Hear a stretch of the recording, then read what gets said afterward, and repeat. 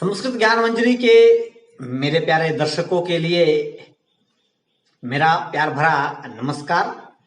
तो जैसा कि आप सभी जानते हैं, संस्कृत ज्ञान मंजरी में शास्त्रीय मिशन को मद्देनजर रखते हुए केवल परीक्षा उपयोगी प्रश्न संग्रह के ऊपर हमारी प्रतियोगिता चली है।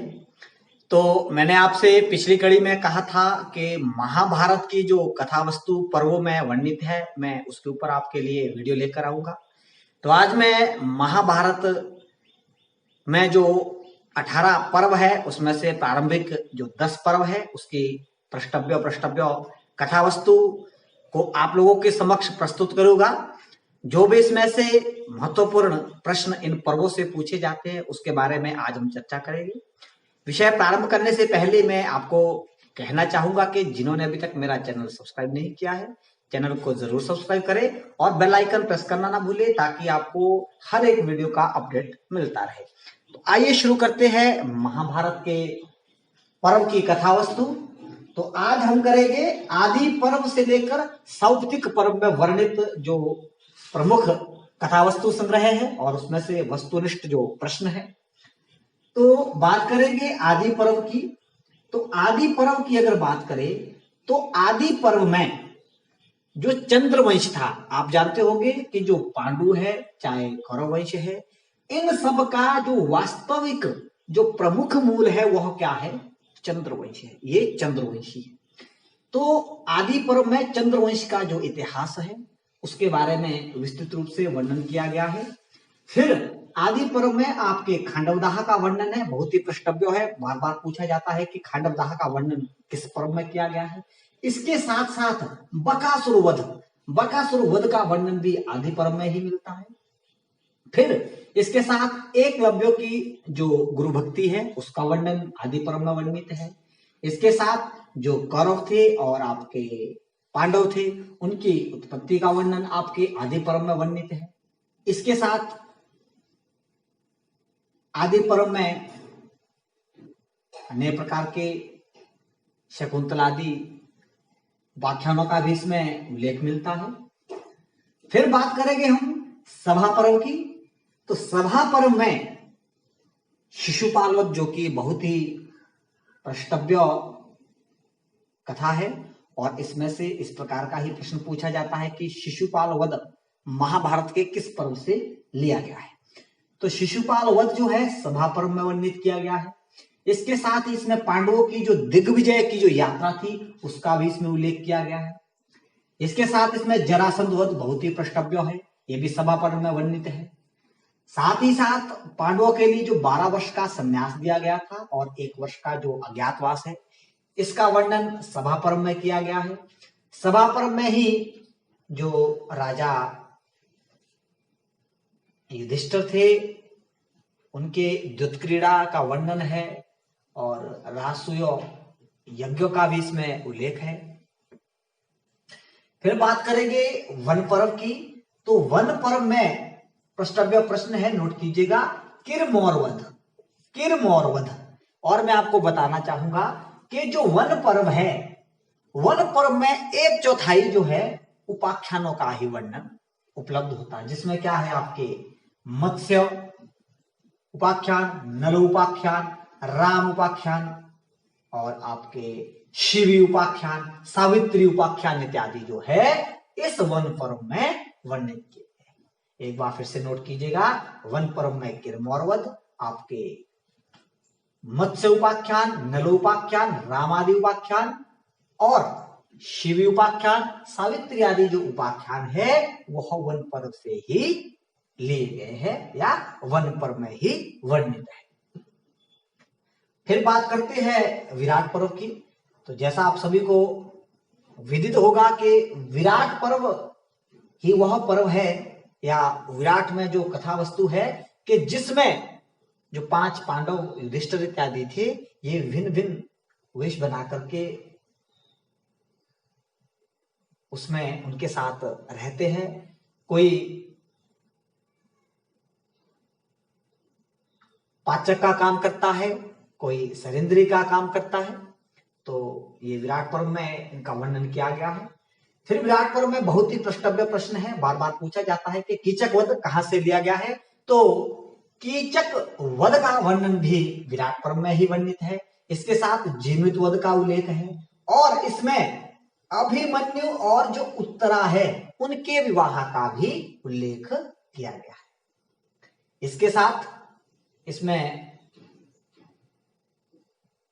और भी बहुत सारी कथा वस्तु का वर्णन है, लेकिन जो प्रश्नव्य है वो मैंने आप लोगों के समक्ष वर्णन कर दी है।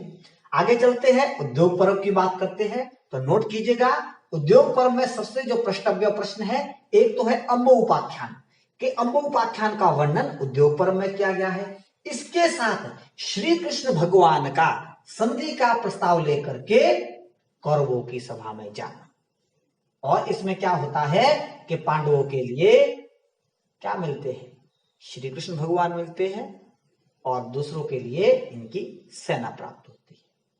फिर आगे चलते हैं, भीष्म पर्व की बात करते हैं। बहुत ही प्रश्नव्य भीष्म पर्व से प्रश्न संग्रह है, नोट कीजिएगा। सबसे पहले जो महाभारत का जो युद्ध हुआ था 18 दिन का, तो उसका प्रारंभ भीष्म पर्व से ही होता है। भीष्म पर्व में प्रारंभ से प्रथम दिन से लेकर 10 दिन तक के जो युद्ध का है वह विस्तार पूर्वक उसमें वर्णन किया गया है, जिसमें तृतीय दिन में जो अर्जुन थे वे आहत होकर के और विवश होकर के भीष्म पितामह से युद्ध करने के लिए तैयार हो जाते हैं। भीष्म पर्व में ही गीता का उपदेश भी दिया गया है, जो कि न केवल एक उपदेश मात्र है बल्कि भारतीय संस्कृति अपितु अखिल विश्व समुदाय संस्कृति का एक ज्ञान का इसमें अथाह सागर भरा हुआ है और एक वर्तमान में निरंतर कर्म करने की प्रेरणा देने वाला ग्रंथ है। फिर बात आगे करते हैं द्रोण पर्व की। तो द्रोण पर्व में 11वें दिन से लेकर 15वें दिन तक का युद्ध जो है वर्णित किया गया है। साथ ही साथ द्रोण पर्व में जो द्रोण थे वे इसमें सेनापति बनते हैं, उनकी मृत्यु का भी इसमें उल्लेख किया गया है। इसके साथ साथ इसमें बड़े बड़े योद्धा जैसे अभिमन्यु की मृत्यु का उल्लेख, जयद्रथ की मृत्यु का उल्लेख और घटोत्कच की मृत्यु का भी इसमें वर्णन है। बहुत ही प्रश्नव्य है कि इसमें अभिमन्यु मृत्यु, जयद्रथ, घटोत्कच और द्रोण की मृत्यु का उल्लेख है, साथ साथ इनके युद्ध इत्यादि का। तो अब बात करते हैं कर्ण पर्व की। तो कर्ण पर्व में 16वें और 17वें दिन के युद्ध का उल्लेख किया गया है। इसमें कर्ण का सेनापति बनना, उनका युद्ध और उनकी मृत्यु का भी उल्लेख है। साथ ही साथ इसमें जो शल्य है, शल्य और कर्ण का आपस में वाद युद्ध भी वर्णित किया गया है। आगे चलते हैं, बात करते हैं शल्य पर्व की। तो शल्य पर्व में 18वें अर्थात अंतिम दिन के युद्ध का विस्तार पूर्वक वर्णन किया गया है। हम इस प्रकार से भी कह सकते हैं कि शल्य पर्व ही वह पर्व है जिसमें युद्ध का अंत वर्णित किया गया है। साथ इसमें भीम और दुर्योधन के जो गदा युद्ध है उसका भी विस्तार पूर्वक उल्लेख है। उसमें उरुभंग का भी उल्लेख किया गया है। फिर इसमें बात करते हैं अगले सौप्तिक पर्व की। तो सौपतिक जो पर्व है इसमें सोए हुए 5 जो पांडु पुत्र थे उनके वध का वर्णन किया गया है।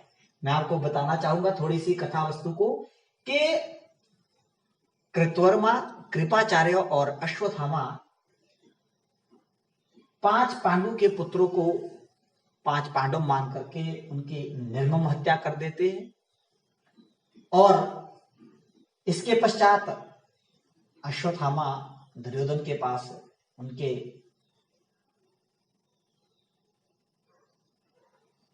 कटे हुए शवों को ले जाते हैं और दुर्योधन से कहते हैं कि मैंने आपकी प्रतिज्ञा को पूर्ण किया और 5 पांडवों को मार दिया है, जिससे दुर्योधन जो है संतोषपूर्वक मृत्युशैया को प्राप्त हो जाते हैं। इसके साथ इसमें जो अश्वत्थामा है पांडवों के द्वारा उनके सिर की मणि को निकाला जाता है। इस प्रकार की पृष्ठभ्यों कथा वस्तु सौप्तिक पर्व तक वर्णित की गई है। तो आशा करता हूं कि आदि पर्व से लेकर सौप्तिक पर्व तक की जो भी प्रमुख वस्तुनिष्ठ प्रश्नों की प्रतियोगिता थी, उसके संदर्भ में आपको जितने भी मैंने प्रश्न बताए वो अच्छे से समझ आए हो, और इससे आगे हम एक नए वीडियो में बात करेंगे, वहां पर भी हम विस्तारपूर्वक चर्चा करेंगे। तब तक के लिए नमस्कार, धन्यवाद।